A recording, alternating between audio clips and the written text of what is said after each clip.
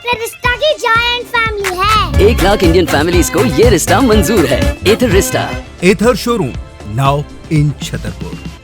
बैतूल जिले सहित चिचौली ब्लॉक में हरितालिका तीज पर्व पर महिलाओं ने निराहार रहते हुए नए वस्त्र धारण कर नदी पहुंचकर पूजा अर्चना की। बालू लेकर भगवान शिव की प्रतिमा बनाई और भजन कीर्तन कर पति की लंबी आयु के लिए पूजा अर्चना की। सुबह गणेश चतुर्थी पर नदी में जाकर गौरा शिव प्रतिमा का नदी में विसर्जन किया गया।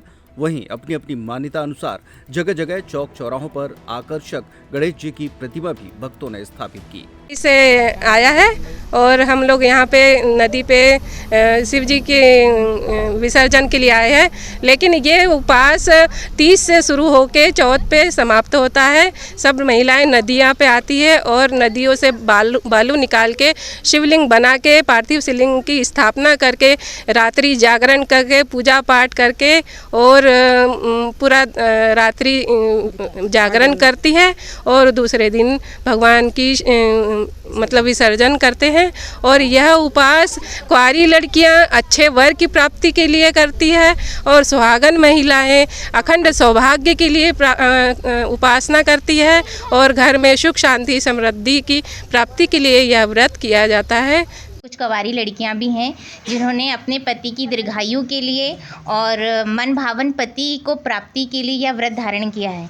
इस व्रत में औरतें निर्जला व्रत रखती हैं और अच्छे सज संवर कर अपने सौभाग्य प्राप्ति के लिए अपनी पति की दीर्घायु के लिए यह व्रत किया है।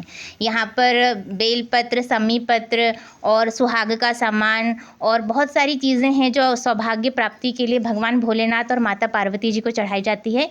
सुबह सुबह उठकर महिलाएं नदी पर, तालाब पर या कुछ घर पर आकर बालू रेत से शिव जी का शिवलिंग स्थापित करती हैं, उसकी पूजा करती हैं और रात भर निर्जला व्रत करके जागरण करके भजन कीर्तन करके इस व्रत को पूरा करती हैं। और चतुर्थी के दिन किसी नदी पर या फिर जहाँ पर उनको हो सके वहाँ पर जाकर शिवलिंग को विसर्जन करके अपना व्रत को खोलती हैं।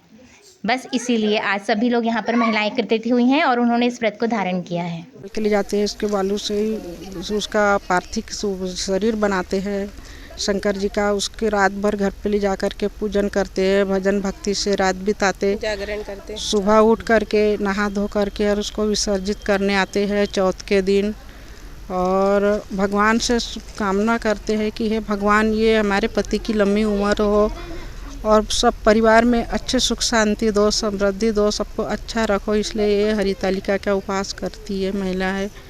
बहुत सारी महिलाएं आती है यहाँ पे नदी पे।